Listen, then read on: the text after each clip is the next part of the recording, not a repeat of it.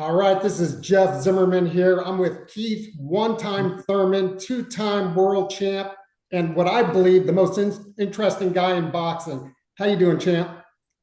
I'm doing good, Jeff. Thank you so much. Man, and when I say the most interesting, I mean I really do mean that. I mean, your career has been awesome. You've had some ups and downs, and you're just a thinker. You're just a different type of guy out there. You're a great broadcaster, a great fighter. But I got to ask you about something before we get started into the boxing. Can you Okay. share the concept of karma and the silent meditation trip you took? I mean, there's a lot in life, right? And let's just be honest human beings, as everybody has a certain level of laziness, and we all have a certain level of neglect that we just put things on the back burner. And just one thing that's made me the way that I am, I look at my astrology charts, it's in the stars. The character that Keith Thurman is, it's written already. You know what I mean? I'm an introspective person. I've loved meditation before you even heard who I was. I was meditating at 19 years old. I decided to study world religions on my own. People who know my story, a lot of people might not know my story. I dropped out of high school at 16, to pursue boxing, to be an Olympian, which I was one step short from when I lost in the Olympic trials to Demetrius Andrade for the '08 China Games, right? So, and back in those days, as I turned pro, I was 19 when I turned pro. I was happy. I was living my dream. That's why when you see me box, I wear red, white, and blue. It's not just that I'm proud to be an American and it's patriotic. 4th of July. We love America. We love being here. It's an amazing country. But why does Keith Thurman wear red, white, and blue? Because being in that ring is my all-American dream.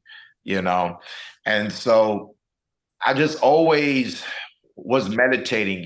I had injuries back in the day, and that gave me time to reflect. And I was very happy. Well, I wasn't really happy, but I was grateful that I had this wisdom coming into my life. I was raised as a Southern Baptist Christian, and my mother has bestowed the love of God in my heart. But, God has given man so many gifts, and the intellect is one.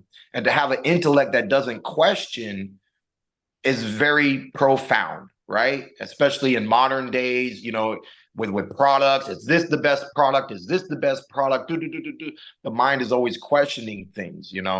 So that's the roots, is that I got into Buddhism, which got me into meditation. I learned about the Bhagavad Gita. I'll give you three of my favorite books, right? I was raised on the Bible. Then what really made me go deep into Buddhism was a very complex book called the Tibetan Book of the Dead, right? And then one of my favorite Hindu scriptures is known as the Bhagavad Gita. A lot of scholars have talked about these books for many years. Not that Keith Thurman is a scholar. I told you I'm a high school dropout. But when I was 19, I said, what would you have gone to school for? I would have, psychology, that Sig Freud stuff. It was something, but it didn't seem like it's what really was going to resonate with me. More religion, little bit of philosophy, but more world religions. And I said, if you went to school, what are they going to do? Well, it's simple. You sit down at a desk and they hand you a book. This is Sri Sri's new book, Notes for the Journey Within. My PR lady Hannah already got her copy. I'm in love in this read. It's a simple read. You don't have to read it front to cover. You can just take a page a day. So sometimes I like things that are playful like that.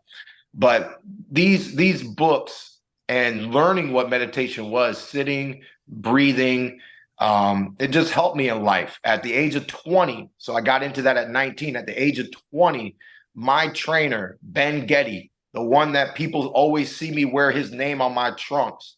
Ben Getty passed away when I was 20 years old. And it was really hard for me to talk about. Sometimes it can still be hard to talk about.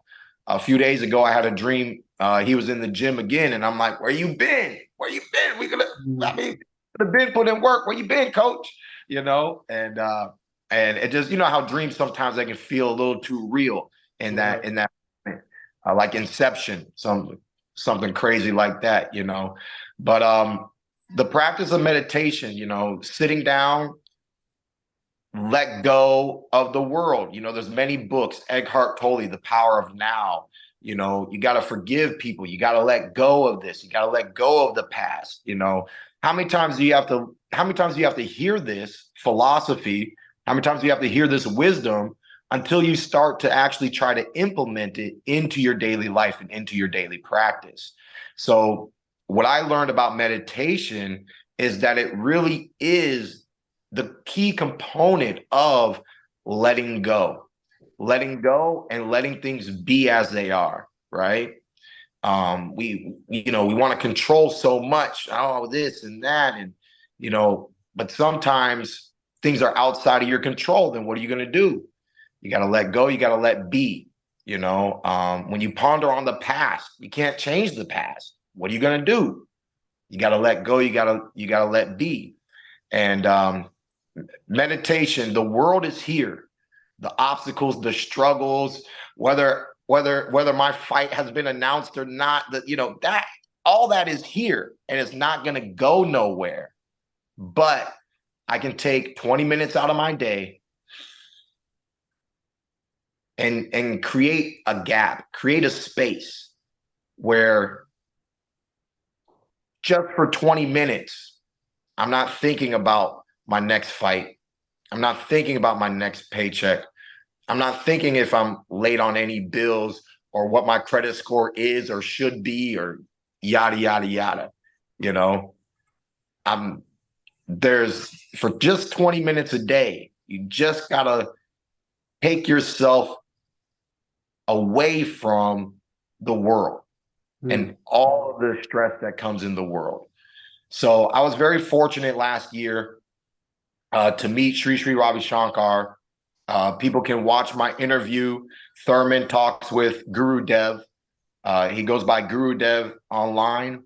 And I was just very fortunate to meet this man, have a one-on-one, heart-on-heart, ask him any questions that I wanted, which was actually a lot harder than you would think in the moment. This man has an energy, aura, whatever. There's a lot of stuff that we read in books. There's a lot of stuff about saints, enlightened beings, but there's something that I've always loved in my heart that comes from the ancient scriptures of the Bible, which is seek and ye shall find. The second one is there is nothing new under the sun. People who truly are here to do good works, to help man see their true potential. It has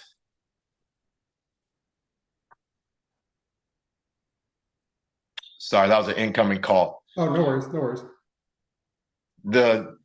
These things have always existed throughout antiquity. Before religion existed, man was created. Man was created, and then man, to help other men, created religions, ritualistic processes, practices, ways to discipline yourself, and sometimes these things really resonate with me. I think I'm really happy to have a guru because I'm a boxer. I understand master, teacher, disciple. I've had great trainers throughout my career that has helped Keith Thurman be the world-class fighter that I am today.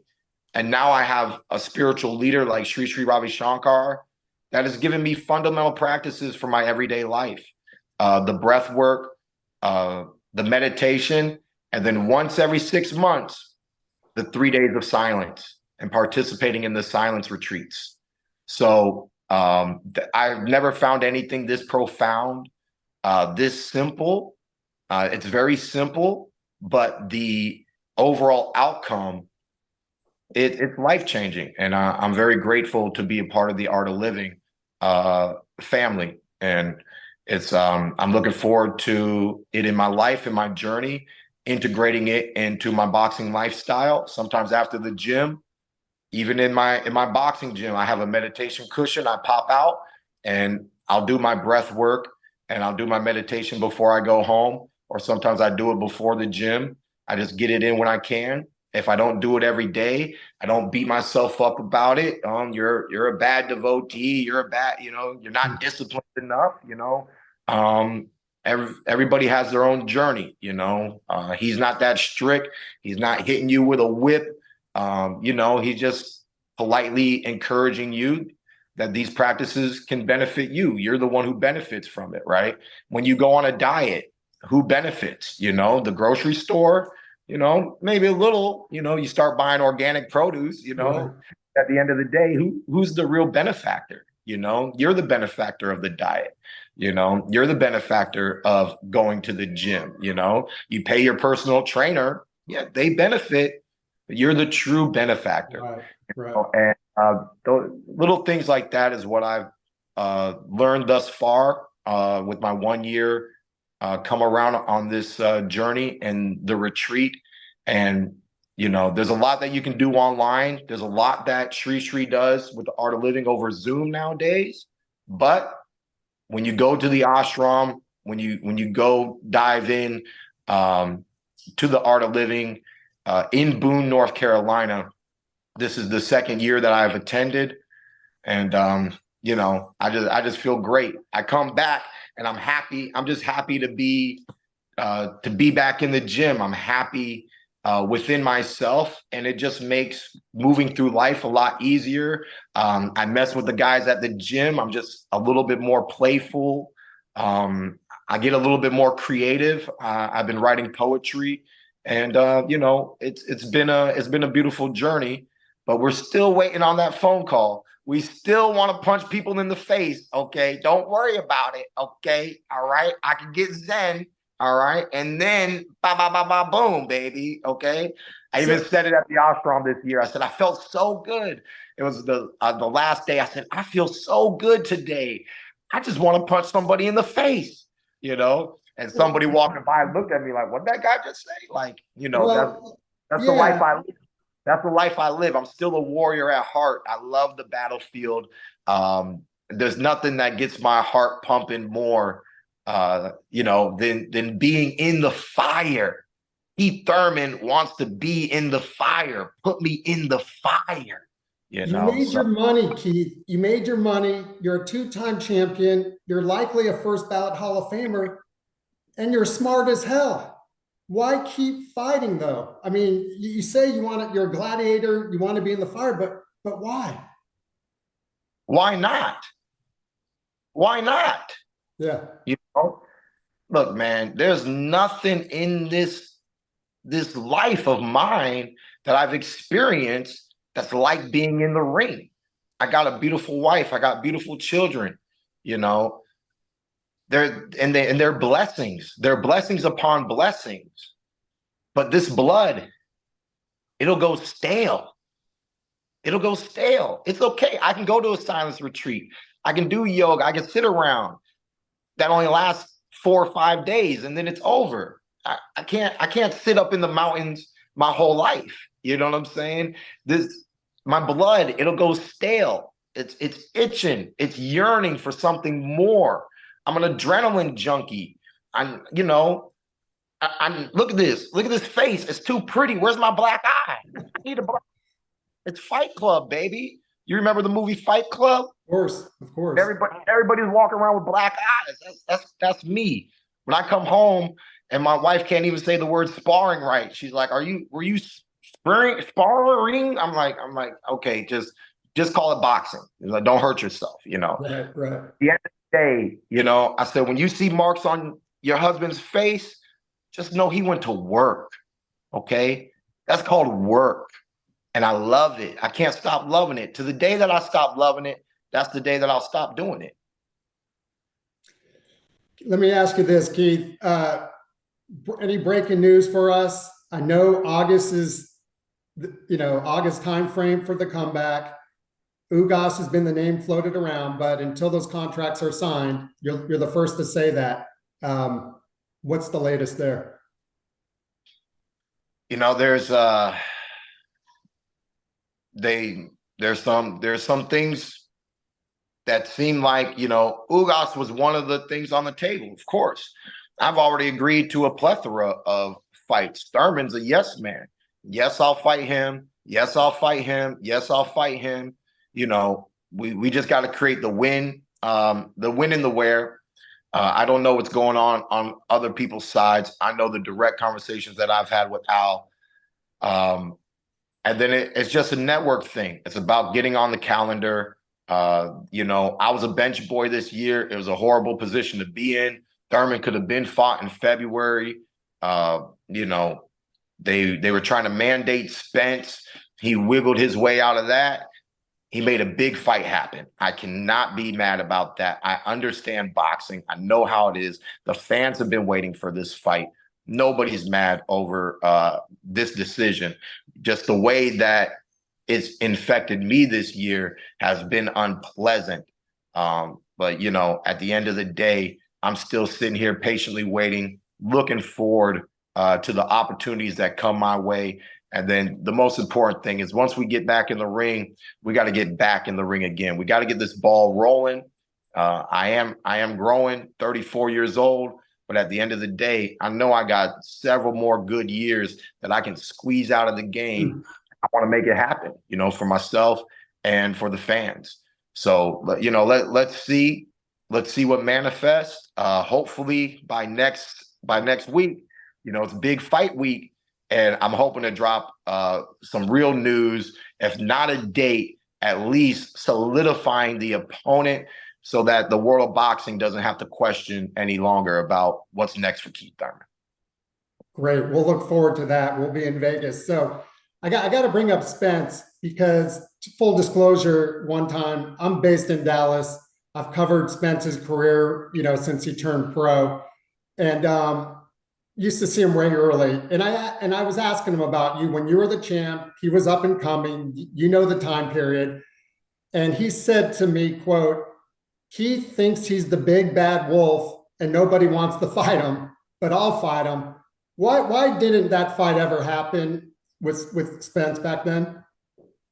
Back then, the fight could have happened. Look, for the one thing is, I've never heard his name as a potential opponent. Period. Not once in my career till late last year, right? So that's one thing they try to talk about. Oh, this guy said this guy said that. That's cool. Where's the real talk? Where's the real negotiations? Never once in my career got put up on the table.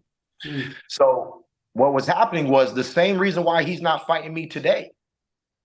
When there's another fight for you out there and you're chasing after world titles and the guy who wants to fight you doesn't have a world title, it's not that enticing. Right. 2,